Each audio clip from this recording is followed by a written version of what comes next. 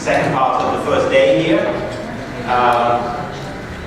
Without further ado, we'd like to go straight into the next session, which is on insurance markets' private sector opportunities, specifically for the region, of course, but it will bring your general experience to bear. And our facilitator for the session, you will recognize him from the previous session, is Henning. He's going to do the introductions and also facilitate. Okay. Hello again, good afternoon.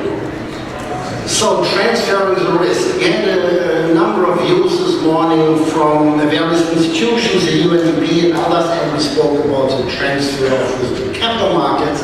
But now we want to hear from the insurance industry and from the public sector. So what is the view on the insurance market development in this region? And what are the opportunities for the insurance market internationally and locally in this region? And we have 4 experts, and going through their CVs, indeed all of them have focused quite a lot on this topic before, and I think we will hear a number of interesting points. I start with Karina Whalley. She's now Business Development Manager with AXA Global Parametrics. She joined there in October 2017 and works on public-private partnerships. Otherwise, there's a lot of Africa in her CV. She was with the African Risk Capacity before. She was with investment banks, and she has a master in geopolitics and in mathematics from the University in Brussels and Cape Town. So, Karina, may I ask you to take over? Thanks.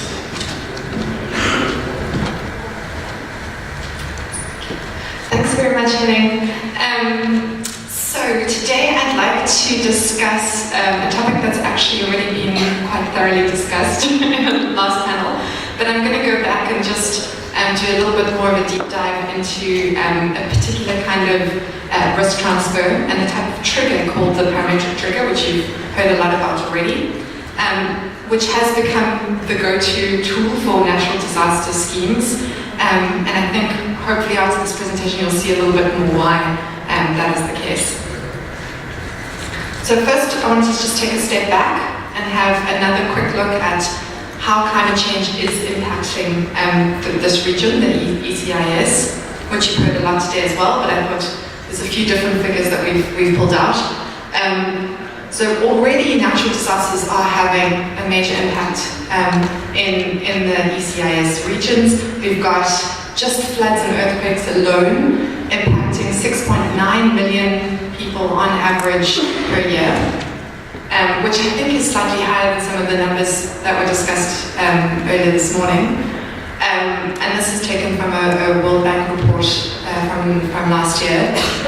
And from floods and earthquakes alone, you have $40.8 billion worth of GDP that is impacted by these disasters as well on average every year. So this is already quite a substantial risk. If you zoom in onto the southeastern Europe, you can see besides the earthquakes and the flood, there's obviously a whole other list of disaster risks that the region is facing. And when we're looking at what climate change is now going to add to that existing risk, it's going to increase the volatility of extreme weather patterns. So that means that any kinds of flooding is likely to be exacerbated, droughts are going to become more frequent, likely to become more severe as well. Extreme temperatures are going to become more likely. If you look at the impact on agriculture, it's not as severe as in Africa, but this is also a World Bank report that has projected 7% reduction in yield across Europe and Central Asia by 2050, and that's in staple crops. And if we look at, zoom in onto the South Caucasus, we've got increased extreme temperatures have already been observed and are projected, as well as lower precipitation. So the verdict is not great on climate change and weather risk. So what exactly can governments do about this? We've already seen a whole range of tools are available, not just insurance. insurance should be one part, but there's also obviously contingent debt, which has been spoken about. There's reserves, and these all need to be blended in an optimal mix to deal with climate risk. So one trigger that I think is very important to focus on within insurance is parametric insurance. So I know you've already been given a lot of examples about how it works, but let me just reiterate.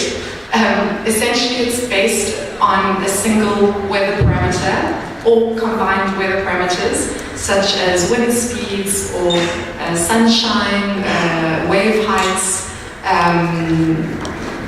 a whole range of different weather parameters. I think at the moment we use about 40 different parameters that can be combined as well. And those are correlated, so they're made to make sure, you have to make sure that they link very closely to the insured's losses or damages on the ground. So once you've got that link, you can be sure that that parameter will act as a relevant proxy. It will represent the risk on the ground. If you don't have that link, then you can't use that index as an underlying insurance index. And once you've got that correlation, you can create a relevant insurance coverage. So one other example I wanted to give was on using, and also just to differentiate, you've got pure parametric covers that just use these weather parameters.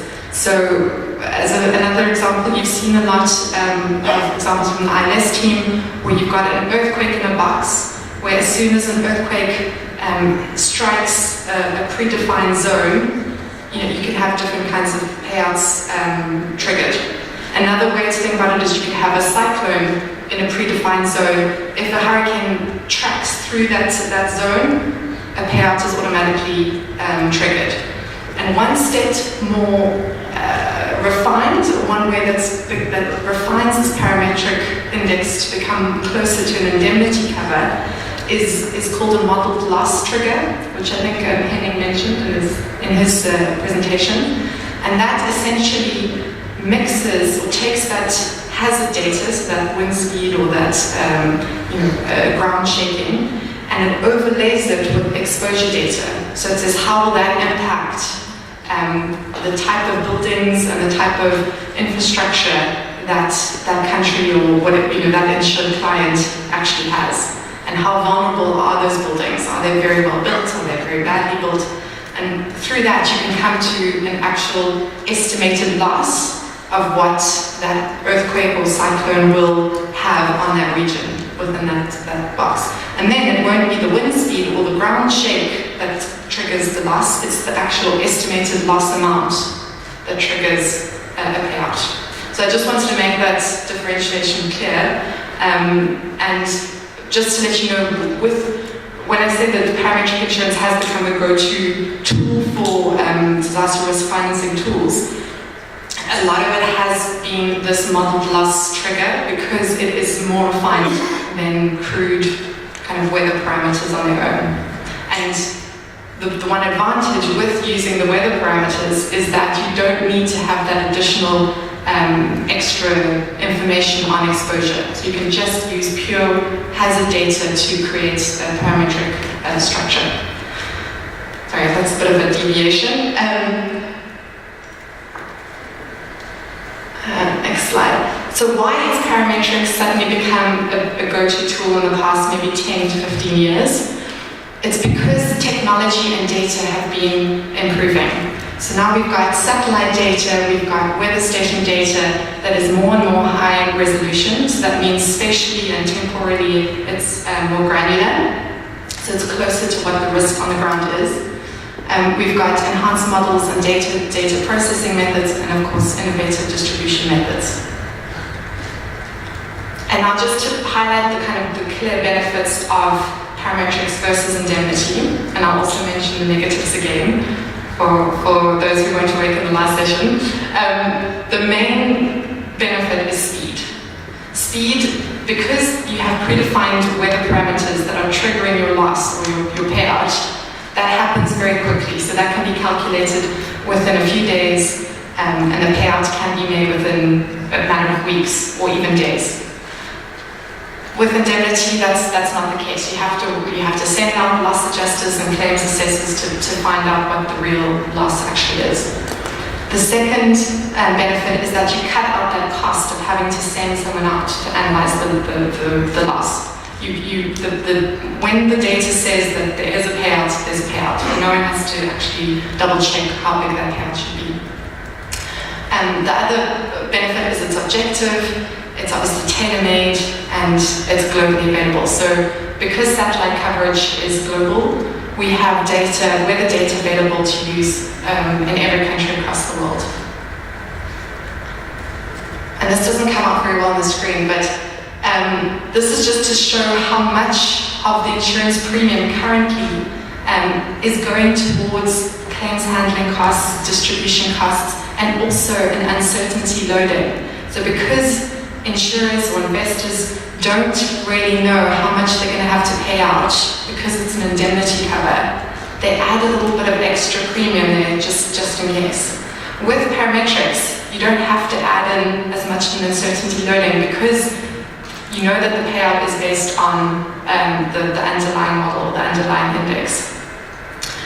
And you've obviously got no claims handling costs and lower distribution costs if you are working with governments. So then you get much more cost-efficient coverage.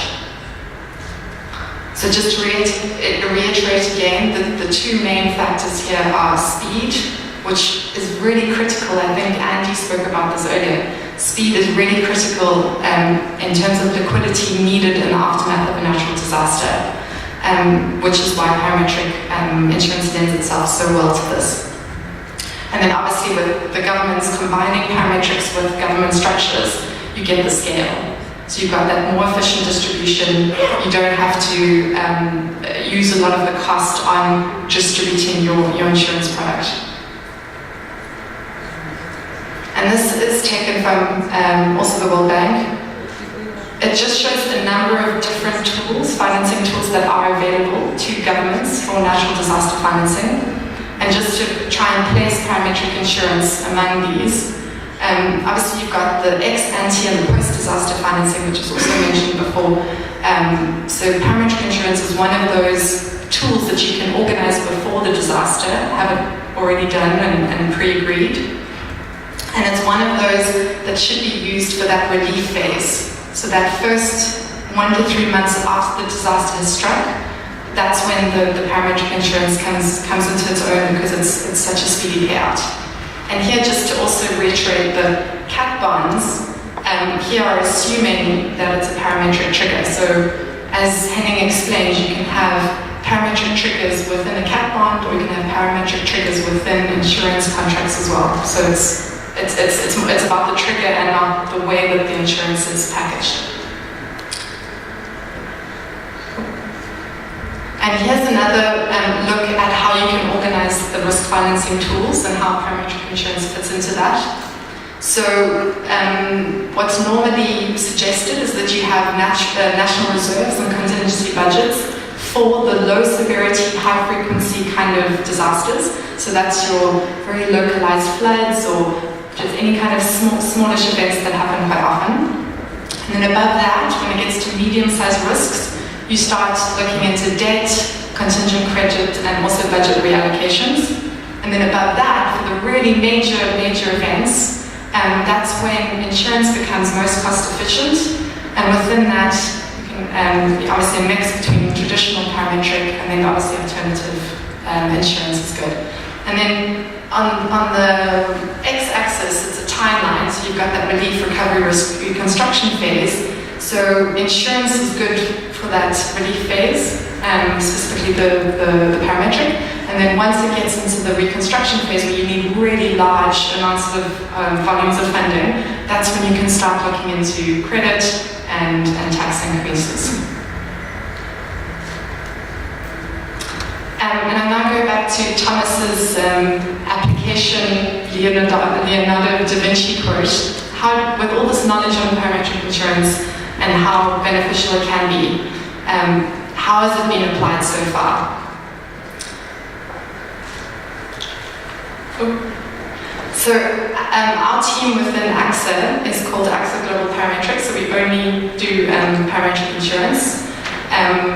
We are now active in about 40 different countries, and among our different various risks, a lot of that is with the public sector. So it's partnering with international institutions like the World Bank and covering a lot of the big sovereign risk pools. So what I wanted to give you as an overview is just 3 different types of cover that AXA is involved in at the moment, that use parametric triggers to show different ways that risk can be transferred in a cost-efficient and speedy manner.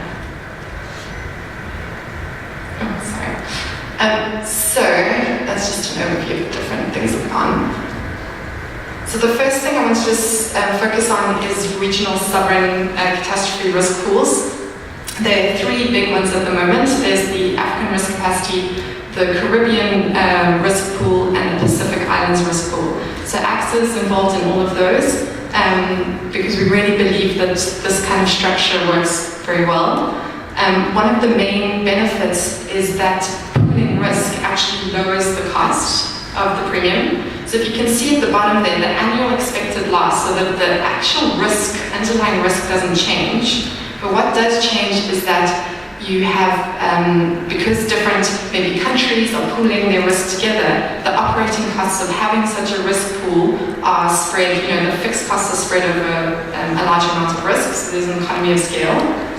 And then on the cost of capital, the amount of capital that you need to keep aside in case of events becomes less because of diversified pool. So the chances of 2 countries having big losses in the same year are much less than, the amount of capital that you need to keep aside for that happening is much less because you've got diversification within the risk pool. So that reduces your cost of capital. So I just wanted to have a quick zoom in on the Caribbean catastrophe risk pool, which I'm sure you're all aware of. It was the first one, we started in 2007. It's now covering around 20 governments in the Caribbean and the Central America against cyclone, earthquakes, and also excess rainfall. It's made 36 payouts to 13 governments since it started of 130.5 million. Which is actually very small relative to the actual risk and kind of damage that they underwent. It's how much the countries can actually afford to buy in terms of coverage. The payouts are made within 2 weeks. So that government receives immediate liquidity to start all kinds of emergency funding processes to start rebuilding immediately. And another benefit is that it is able to support the government's own risk and disaster risk management systems. So they're able to plan because they know that they're having money coming in. So I think that's also another beneficial. And with the ARC, the African Risk Capacity Risk Pool, they have an additional benefit that the model can be used as an early warning tool.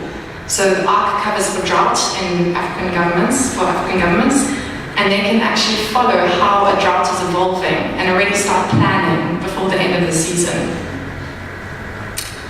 A second case study is the Philippines. So this is a single country that has worked with the World Bank to create a coverage for earthquakes and cyclones, but it covers 25 provinces within the Philippines, and each has its own index. And each province, if 3 of the provinces are struck by a cyclone, those are the ones that are going to get a payout. So it's trying to refine it down to more of a meso level, but with federal support.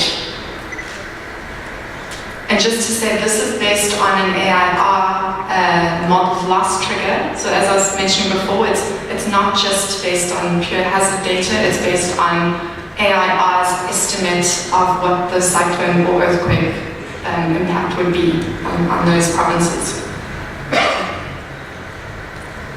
And the last case study I wanted to look at was the agriculture pool in Mexico, Cadena. It's not just parametric insurance, it also has traditional and area yield index. coverage, and it started in 2003. The actual provincial government and the federal government are the insured, but the end beneficiaries are smallholder farmers. And it's been very successful. It uses NDVI coverage for livestock and weather station data for the other type of coverage.